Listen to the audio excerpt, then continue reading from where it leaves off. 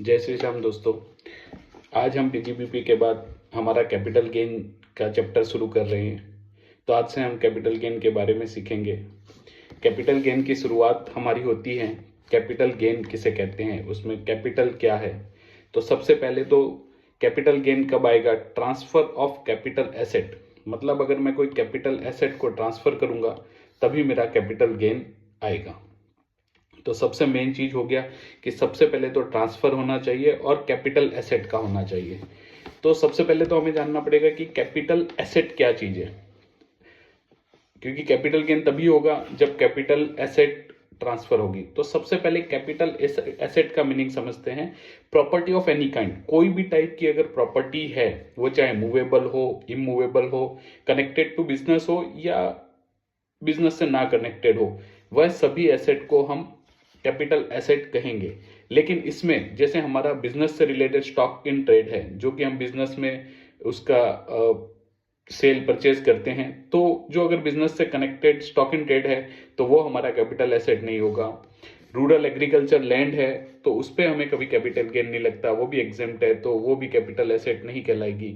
इसके अलावा हमारे जो कुछ पर्सनल इफेक्ट्स है, कुछ मूवेबल प्रॉपर्टीज है, जैसे कार है, टीवी है, मोबाइल है, इन सब पे नहीं लगता। मतलब कोई भी मूवेबल एसेट पे जो हमारे पर्सनल नेचर के है उस पे कभी भी कैपिटल गेन नहीं लगता है। लेकिन हमें याद रखना है, कुछ 6 चीजें याद रखनी है जिनके ऊपर हमें कैपिटल गेन लगेगा। देखिए कैपिटल गेन एक बार फिर से समझते हैं। सबसे पहले कैपिटल एसेट का मीनिंग क्या है, कैपिटल एसेट क्या है जिसपे कैपिटल गेन लगेगा। तो property of any kind, property of any kind, वो चाहे मूवेबल हो, इमूवेबल हो, कनेक्टेड टू बिजनेस हो या नहीं हो, सभी हमारे जो है कैपिटल एसेट कहलाए जाएंगे। लेकिन इसमें से कुछ लिस्ट उन्होंने दी है जो कि कभी भी कैपिटल एसेट नहीं कहलाएंगे। इसमें है हमारा कोई भी इमूवेबल प्रॉपर्टी जो है, जो हमारी पर्सनल नेचर की है, वो कभी भी कैपिटल एसेट नहीं कहलाएगी। लेकिन उसमें कुछ 6 एक्सेप्शन उन्होंने दिए हुए कि ये 6 अगर पर्सनल नेचर की है और मूवेबल है फिर भी इस पे कैपिटल गेन लगेगा। उसमें सबसे पहले ज्वेलरी, आर्कोलॉजिकल कलेक्शन है, कोई पुराने कॉइन वगैरह हम इकट्ठे कर रहे हैं वो है, कोई ड्राइंग हम बना रहे हैं, पेंटिंग बना रहे हैं या कोई आर्ट ऑफ वर्क बना रहे हैं, इन सब पे हमारे को कैपिटल गेन लगेगा। ये मूवेबल प्रॉपर्टी है, ये पर्सनल भी है, लेकिन इनको लिस्ट को ये ऐड किया गया है। तो आपको हमेशा ध्यान रखना है कि कोई भी काइंड ऑफ प्रॉपर्टी है, वो चाहे मूवेबल हो, इमूवेबल हो, बिजनेस से कनेक्टेड हो या ना कनेक्टेड हो, तो उन सबको हम कैपिटल एसेट कहेंगे। लेकिन इसमें कोई भी इमूवेबल जो प्रॉपर्टी है वो सारी आ जाएगी, लेकिन कोई भी मूवेबल प्रॉपर्टी, इसमें कोई भी मूवेबल प्रॉपर्टी नहीं आएगी जो कि हमारे पर्सनल नेचर की है। जैसे टीवी हो गया, कार हो गया, मोबाइल हो गया, मोटर बाइक हो गई, हमारी घर में हमारा फ्रिज हो गया, उन पे कैपिटल गेन नहीं लगता है, उनको सेल करने से कैपिटल गेन नहीं लगता है। हमारी अगर कोई रूरल एग्रीकल्चर लैंड है तो वो भी कैपिटल एसेट की डेफिनेशन में नहीं आती है। लेकिन कुछ पर्सनल मूवेबल एसेट्स हैं जिनको स्पेसिफिकली ऐड किया गया है कैपिटल गेन के चैप्टर में, जिसमें कैपिटल गेन लगेगा। जैसे कि हम घर में कोई ज्वेलरी वगैरह है उसको सेल करते हैं, बुलियंस वगैरह है, गोल्ड के कॉइन वगैरह रखे हैं, अगर उसको सेल करते हैं तो उस पर हमें कैपिटल गेन लगेगा। इसके अलावा आर्कोलॉजिकल कलेक्शन है, स्कल्पचर है, ड्राइंग्स है, पेंटिंग है, कोई भी आर्ट ऑफ वर्क है, तो उन पे हमारा कैपिटल गेन लगेगा। तो अभी देखिए सबसे पहले तो कैपिटल गेन होने के लिए ट्रांसफर होना जरूरी है। और ट्रांसफर किसका, कैपिटल एसेट का। कैपिटल एसेट के बारे में हमने जाना कि कैपिटल एसेट किसको कहेंगे, कि कोई भी काइंड की प्रॉपर्टी हो, मूवेबल हो, इमूवेबल हो, बिजनेस से रिलेटेड हो या ना रिलेटेड हो, सभी को हम कैपिटल एसेट कहेंगे। लेकिन कभी भी रूरल एग्रीकल्चर लैंड है वो हमारी कैपिटल एसेट नहीं होगी। स्टॉक इन ट्रेड हमारा कभी भी कैपिटल एसेट नहीं होगा। इसके अलावा अगर हमारे कोई पर्सनल नेचर की मूवेबल एसेट्स है, जैसे कि मोबाइल है, कार है, टीवी है, फ्रिज है, ये कभी भी हमारे कैपिटल गेन में नहीं आएंगे। लेकिन कुछ 6 पर्सनल मूवेबल चीजों को इन्होंने स्पेसिफिकली ऐड किया है। वो ज्वेलरी है, आर्कोलॉजिकल कलेक्शन है, हमारा आर्कोलॉजिकल कलेक्शन है, हमारा ज्वेलरी है, इसके अलावा कोई पेंटिंग है, ड्राइंग है, तो ये सारी कुछ चीजों को उन्होंने स्पेसिफिकली कैपिटल गेन में ऐड किया हुआ जिसपे कैपिटल गेन हमें लगेगा। अभी कैपिटल गेन तो हमने समझ लिया कि कैपिटल एसेट पे लगता है माफ कीजिएगा। अब हम समझेंगे कि कितने टाइप का कैपिटल गेन होता है। एक तो शॉर्ट टर्म कैपिटल गेन हो सकता है, तो एक तो लॉन्ग टर्म कैपिटल गेन हो सकता है। सबसे पहले हम समझेंगे कि शॉर्ट टर्म कैपिटल गेन कब होगा और लॉन्ग टर्म कैपिटल गेन कब होगा, क्योंकि शॉर्ट टर्म कैपिटल गेन के लिए अलग टैक्स रेट रहता है और लॉन्ग टर्म कैपिटल गेन के लिए अलग टैक्स रेट रहता है। तो हम उसके बारे में यहां पर पढ़ेंगे कि शॉर्ट टर्म क्या है, लॉन्ग टर्म कैपिटल गेन क्या है। अगर कोई भी एसेट अगर मैं 36 मंथ से ज्यादा के लिए रखता हूं तो वो मेरा लॉन्ग टर्म रहेगा, और अगर मैं कोई भी एसेट को 36 मंथ या उससे कम रखता हूं तो वो मेरी शॉर्ट टर्म कैपिटल एसेट कहलाएगी। देखिए, आप फिर से एक बार मैं आपको बताता हूं, अगर हमारे पास कोई भी एसेट है जो अगर मैं 36 मंथ से ज्यादा रखता हूं तो वो लॉन्ग टर्म रहेगी, और अगर 36 मंथ या उससे कम रखता हूं तो वो शॉर्ट टर्म कैपिटल एसेट कहलाएगी। लेकिन इसमें कुछ एक्सेप्शंस है कि अगर मैंने शेयर मार्केट में ट्रेड करता हूं, मेरे लिस्टेड इक्विटी शेयर है जो स्टॉक मार्केट में लिस्टेड है वैसे इक्विटी शेयर है, या फिर इसके अलावा कोई ऐसा म्यूचुअल फंड है जो इक्विटी ओरिएंटेड म्यूचुअल फंड है, उसमें वो 36 मंथ नहीं रहेगा, उसमें मेरा हो जाएगा 12 मंथ। जनरली हमारा 36 मंथ और उससे कम रहता है तो शॉर्ट टर्म, और 36 मंथ से ज्यादा रहता है तो लॉन्ग टर्म रहता है। लेकिन अगर मेरा इक्विटी शेयर कैपिटल है या मेरा ऐसा कोई म्यूचुअल फंड है जो इक्विटी शेयर ओरिएंटेड है, तो ये जो शॉर्ट टर्म है वो मेरा 12 मंथ या उससे लेस रहेगा तो 12 मंथ, उससे लेस रहेगा तो शॉर्ट टर्म, और 12 मंथ से ज्यादा होगा तो लॉन्ग टर्म हो जाएगा। उसी तरीके से कोई अनलिस्टेड इक्विटी शेयर है या लैंड या बिल्डिंग है, उसमें ये जो 36 मंथ है वो 24 मंथ हो जाएगा। मतलब लैंड और बिल्डिंग के लिए अगर मैं 24 मंथ या उससे कम समय के लिए रखता हूं तो वो मेरा शॉर्ट टर्म रहेगा, और 24 मंथ से ज्यादा रखता हूं तो वो लॉन्ग टर्म रहेगा। तो देखिए, अभी तक हमने सीखा कि कैपिटल गेन केस पे लगता है ट्रांसफर ऑफ कैपिटल एसेट, कि कोई भी कैपिटल एसेट ट्रांसफर होगी। स्टॉक इन ट्रेड को अगर मैं ट्रांसफर करता हूं तो उस पर नहीं लगेगा, क्योंकि वो कैपिटल एसेट ही नहीं है। तो कोई भी ट्रांसफर होना जरूरी है और कैपिटल एसेट का ट्रांसफर होना जरूरी है। और दूसरा हमने सीखा कि शॉर्ट टर्म और लॉन्ग टर्म। शॉर्ट टर्म कब रहेगा? जनरली 36 मंथ या उससे कम होता है तो शॉर्ट टर्म, और 36 मंथ से ज्यादा रहेगा तो आपका लॉन्ग टर्म रहता है। लेकिन इसमें कुछ एक्सेप्शंस है। एक है जैसे इक्विटी शेयर्स है या इक्विटी ओरिएंटेड म्यूचुअल फंड है, उसमें हमें ये 36 मंथ नहीं, वो 12 मंथ देख आएगा। अगर वो 12 मंथ से कम है तो शॉर्ट टर्म, और 12 मंथ से ज्यादा है तो वो लॉन्ग टर्म रहेगा। उसी तरह अगर अनलिस्टेड शेयर है या लैंड या बिल्डिंग है, इमूवेबल प्रॉपर्टी है, तो उसमें ये 24 मंथ तक रहता है। अभी हम थोड़ा सा कैलकुलेशन सीखेंगे कि किस तरह से बेनिफिट मिलता है। जब शॉर्ट टर्म में हमें एक इंडेक्सेशन आपको सीखना पड़ेगा। ये इंडेक्सेशन का बेनिफिट हमें शॉर्ट टर्म में नहीं मिलता है, सिर्फ लॉन्ग टर्म में मिलेगा। तो हम आज देखते हैं कि अगर लॉन्ग टर्म हो और इंडेक्सेशन का बेनिफिट कैसे मिलता है। एक बार वो कैलकुलेशन में आपको बता देता हूं। ये आने वाले सभी सम में हमारे को काम आने वाला है। जब भी लॉन्ग टर्म आएगा तो हमें इंडेक्सेशन कैलकुलेशन करना पड़ेगा और उसका कॉस्ट ऑफ एक्विजिशन यहां से निकालना पड़ेगा। देखिए, आपके लिए मैंने एक एग्जांपल लिया, परचेज ऑफ हाउस। मैंने एक हाउस परचेज किया था 2005-06 में जो 10 लाख रुपीज का था, और उसको मैंने सेल कर दिया 30 सितंबर 2023 को। तो सबसे पहले तो 5-6 जब मैंने परचेज किया था उस साल में, ये देखिए, ये टेबल जो मैंने दिया है ना वो आपको याद नहीं करना है। ये टेबल शुरू हुआ था 2001-2 से शुरू हुआ था 100 रुपए से, और आज की डेट में ये 24-25 में 363 इसका इंडेक्सेशन कॉस्ट पहुंचा हुआ है। इसका क्या यूज है और कैसे कैलकुलेशन करते हैं वो देख लेते हैं। सपोज मैंने एक, हमारा क्या लेना है, कॉस्ट ऑफ एक्विजिशन।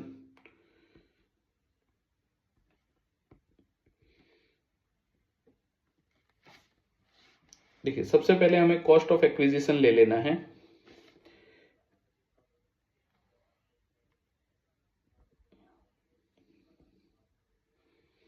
सबसे पहले हमें कॉस्ट ऑफ एक्विजिशन ले लेना है। तो हमारे यहाँ कॉस्ट ऑफ एक्विजिशन है 10 लाख रुपीज का, और अभी हमें इसे इंडेक्स करना है। कब? लॉन्ग टर्म में। अगर यही हाउस मैंने सेल कर दिया ये डेट को 20 लाख में, तो सबसे पहले तो हमें देखना है कि ये मेरा लॉन्ग टर्म हो रहा है या नहीं। यस, बिल्कुल लॉन्ग टर्म हो रहा है, क्योंकि 5-6 में खरीदा था, और लैंड और बिल्डिंग के लिए हमें पता है कि 24 मंथ या उससे ज्यादा हो तो हमारा लॉन्ग टर्म होता है। 24 मंथ से ज्यादा है क्योंकि मैंने 2023 में किया है। तो जनरली क्या होगा, सपोज मैंने इसको 20 लाख में बेचा है, तो 20 लाख में सेल किया है, और इसको परचेज किया था 10 लाख रुपए में। अगर ये मेरा शॉर्ट टर्म होता तो इसी तरह से कैलकुलेट होकर मेरा 10 लाख रुपए का कैपिटल गेन आ जाता।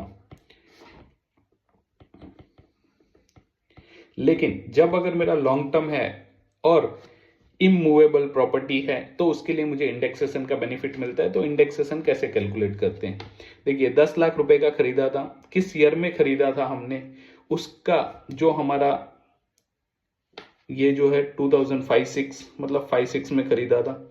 हमें क्या करना है, इसको उस ईयर के इंडेक्स नंबर से डिवाइड करना है और जिस ईयर में हमने इसको सेल किया है, हमने 23-24 में सेल किया है, बिल्कुल 23-24 में तो 348 से, तो हमें ये 348 से यहाँ पे इसको मल्टीप्लाई करना पड़ेगा। तो देखिए अभी हमने समझा कि किस तरीके से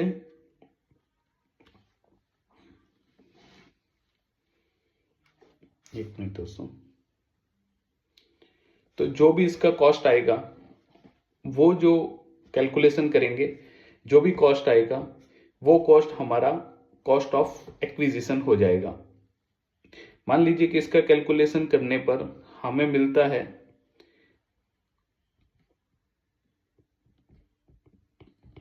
30 लाख रुपए, तो अभी हमारा जो कॉस्ट ऑफ एक्विजिशन है वो हो जाएगा 30 लाख रुपीज। मतलब कि अगर मैं इसको 20 लाख में सेल करता हूं और ये मेरा कॉस्ट ऑफ एक्विजिशन 10 लाख नहीं है, अगर ये लॉन्ग टर्म है तो मुझे इंडेक्सेशन का बेनिफिट मिलेगा और मेरा जो कॉस्ट है वो यहाँ पर 30 लाख हो जाएगा। अब मान लीजिए कि 20 लाख की जगह मैंने इसको 1 करोड़ 20 लाख में बेचा होता, यहाँ पे अगर 1 करोड़ 20 लाख में बेचा होता 10 लाख माइनस होता तो 1,10,000 का कैपिटल गेन होता। लेकिन यहाँ क्या होगा, 1 करोड़ 20 लाख में अगर मैंने इसको सेल किया है और इसका जो कॉस्ट ऑफ एक्विजिशन है इंडेक्सेशन के बाद उसका कैलकुलेशन 30 लाख हो जाता है, तो मेरे को जो लॉन्ग टर्म कैपिटल गेन है वो सिर्फ 90 लाख रुपीस पे लगेगा। तो यहाँ सिर्फ ये एक बेसिक मैंने आपको आइडिया देने के लिए ये बताया कि इस तरह का टेबल रहता है। ये टेबल आपको याद करने की जरूरत नहीं है, आपके एग्जाम में जो भी रिलेवेंट ईयर है उसके इंडेक्स नंबर आपको दिए जाएंगे।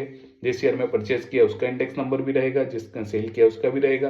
तो आपको क्या करना है, जो कॉस्ट ऑफ एक्विजिशन है जिसमें अपने ने परचेज किया है उसको मल्टीप्लाई कर देना है सेल ईयर के इंडेक्स कॉस्ट से और डिवाइड कर देना है परचेज से। तो आपका जो इंडेक्सेशन के बाद कॉस्ट ऑफ एक्विजिशन है वो आ जाएगा और उसी को हमको जो नेट सेल प्राइस है उसमें से माइनस कर देना है।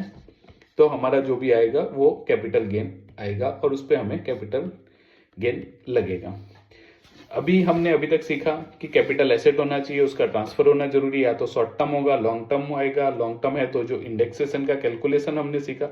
अब हम सीखते हैं कि टैक्स रेट क्या लगेंगे। तो देखिए टैक्स रेट बड़े आसान है। अगर हमारा इक्विटी ओरिएंटेड है तो हमने देखा कि 12 मंथ या उससे कम हो तो वो शॉर्ट टर्म रहेगा और 12 महीने से ऊपर है तो लॉन्ग टर्म रहेगा। अगर वो शॉर्ट टर्म है तो उसमें 10% टैक्स लगेगा, लॉन्ग टर्म है तो भी उसमें 10% टैक्स लगेगा। लेकिन लॉन्ग टर्म में एक बेनिफिट दिया हुआ है कि वो अप टू 1 लाख एग्जेम्प्ट है। मतलब अगर शॉर्ट टर्म मेरा 2 लाख रुपए का प्रॉफिट हुआ तो मुझे 2 लाख पे पूरा टैक्स लगेगा। लेकिन लॉन्ग टर्म में मुझे जो भी लॉन्ग टर्म रहेगा मेरा, वो लॉन्ग टर्म के ऊपर मुझे जो टैक्स लगेगा, लॉन्ग टर्म में जो टैक्स लगेगा वो 10% लगेगा। लेकिन वो मेरे फर्स्ट 1 लाख रुपीज तक एग्जेम्प्ट रहेगा और 1 लाख से ऊपर रहेगा उस पर मेरे को 1 लाख से ऊपर जितना भी रहेगा उसके ऊपर 10% टैक्स लगेगा। इसके अलावा मूवेबल जो प्रॉपर्टी है वो इनकम टैक्स स्लैब के हिसाब से लगेगा 36 मंथ वाले में, अगर वो शॉर्ट टर्म है तो, और लॉन्ग टर्म है तो 20% लगेगा। और जो हमने इंडेक्सेशन सीखा है उसका बेनिफिट यहाँ मिलेगा। फर्स्ट वाले इक्विटी शेयर में हमें इंडेक्सेशन का बेनिफिट नहीं मिलता क्योंकि ऑलरेडी टैक्स रेट वहाँ कम है। इमूवेबल जो प्रॉपर्टी है हमारा, उसमें हमारा 20% इंडेक्सेशन के साथ रहेगा। जो लैंड बिल्डिंग वगैरह है अगर 24 मंथ से ज़्यादा किया है तो 20% रहेगा, और अगर वो शॉर्ट टर्म है तो हमारा उसमें नॉर्मल टैक्स रेट लगेगा। तो आज के लिए दोस्तों इतना ही। अगले लेक्चर में हम और डिटेल में सीखेंगे और सम्स कैसे कैलकुलेट करने हैं वो जानेंगे। आज मैं आपको एक बार वापस रिवीजन करवा देता हूं। सबसे पहले हमने देखिए, आपको ये लेक्चर 5-6 बार देखना है ताकि ये सारी चीज़ें आसानी से याद हो जाए आपको। तो आपके जो सम करने में है आपको कोई दिक्कत नहीं होगी। हमने सबसे पहले जाना कि कैपिटल गेन किसको कहते हैं। ट्रांसफर ऑफ कैपिटल एसेट से अगर कोई प्रॉफिट होता है तो उसे कैपिटल गेन कहते हैं। वो शॉर्ट टर्म हो सकता है तो लॉन्ग टर्म हो सकता है। शॉर्ट टर्म रहेगा तो हमने शॉर्ट टर्म की डेफिनेशन सीखी कि 36 महीने या उससे कम रहेगा तो शॉर्ट टर्म, 36 महीने से ज़्यादा रहेगा तो लॉन्ग टर्म हो जाएगा। लेकिन इसमें कुछ एक्सेप्शन है, अगर इमूवेबल प्रॉपर्टी है, लैंड और बिल्डिंग, तो 36 नहीं सिर्फ 24 महीने या उससे कम रहेगा तो शॉर्ट टर्म, और 24 से ज़्यादा हुआ तो लॉन्ग टर्म हो जाएगा। उसी तरह इक्विटी या इक्विटी ओरिएंटेड म्यूचुअल फंड है तो वहाँ पर हमारा 12 मंथ रहेगा। इसके बाद ये हमने टेबल देखा कि लॉन्ग टर्म में हमें इंडेक्सेशन का बेनिफिट मिलता है, तो कैसे इंडेक्स हमें कैलकुलेट करना है, जो हमारा कॉस्ट ऑफ परचेज है वो लेना है, उसको हमको मल्टीप्लाई कर देना है जो ईयर में हमने सेल किया है उसके इंडेक्स नंबर से, और डिवाइड हमें कर देना है जिस साल में भी हमने उसको परचेज किया था उससे। जो भी आएगा वो कॉस्ट ऑफ एक्विजिशन हो जाएगा, मतलब परचेज कॉस्ट वो हो जाएगा मेरा। मैंने जो सेल किया है उसमें से मेरे को अब ये जो नया वाला वैल्यू है उसको माइनस करना है, तो बिल्कुल आसानी से ये सॉल्व हो जाएगा। इसके बाद हमने देखा कि टैक्स रेट कैसे रहेंगे, तो 12 मंथ वाला जो इक्विटी रहता है उसमें 10% रहता है, लॉन्ग टर्म में भी 10% रहता है। एग्जेम्प्ट उसमें 1 लाख रुपए रहता है, 1 लाख से ऊपर ये टैक्स रेट रहेगा। 36 मंथ जो मूवेबल है उसमें इनकम टैक्स स्लैब के हिसाब से लगेगा अगर शॉर्ट टर्म है, और लॉन्ग टर्म है तो 20% लगेगा। वैसा ही अगर इमूवेबल प्रॉपर्टी है जो 24 मंथ वाला है उसमें भी अगर शॉर्ट टर्म है तो स्लैब के हिसाब से लगेगा, लॉन्ग टर्म है तो 20% लगेगा, और इंडेक्सेशन के हिसाब से उसमें हमें लॉन्ग टर्म में जो फर्स्ट है इक्विटी में उसमें इंडेक्सेशन का बेनिफिट नहीं मिलेगा, लेकिन बाकी दो में इंडेक्सेशन का बेनिफिट हमें मिलेगा। नॉर्मल इनकम टैक्स के स्लैब रेट है वो हम आने वाले लेक्चरों में सीखेंगे कि नॉर्मल स्लैब रेट क्या रहते हैं और उसको कैसे कैलकुलेशन किया जाता है। हम सारे कम्प्रीहेंसिव जो आपके एमसीक्यू है वो, और जो बड़े कम्प्रीहेंसिव सम है जो आपका एग्जाम में आते हैं, 14 मार्क का सम भी आता है एग्जाम में इसी चैप्टर से, तो हम वो सीखेंगे। अभी तक हमने पीजीबीपी का सीखा है कि 14 मार्क कैसे हम ला सकते हैं, उसमें 14 आउट ऑफ 14 आ सकते हैं हमारे, एक इजी सा सम आता है। उसी तरीके से कैपिटल गेन में भी एक 14 मार्क का सम आता है जो कि बहुत ही ईजी रहता है, और कुछ एमसीक्यू भी आते हैं। तो हम आने वाले लेक्चर में वो एमसीक्यू भी सॉल्व करेंगे और बहुत सारे सम भी सॉल्व करेंगे। तो दोस्तों आज के लिए इतना ही, धन्यवाद, जय श्री श्याम।